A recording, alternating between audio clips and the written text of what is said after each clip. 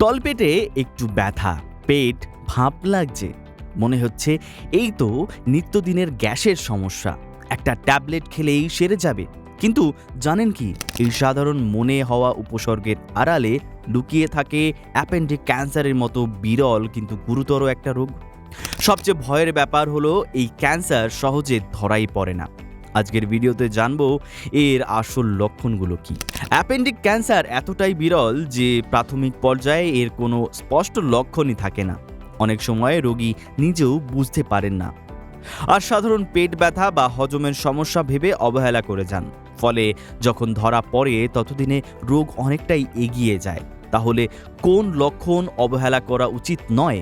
দীর্ঘদিন ধরে পেটে ব্যথা, ফোলাভাব, ভাপ লাগা, তলপেটে অস্বস্তি বা ব্যথা যা সহজে কমছে না, খিদে কমে যাওয়া, হঠাৎ ওজন কমে যাওয়া বা পায়খানার অভ্যাসে হঠাৎ পরিবর্তন, এই লক্ষণগুলো 3 সপ্তাহের বেশি স্থায়ী হলে তাহলে সেটাকে হালকাভাবে নেওয়ার কোনো জায়গা নেই।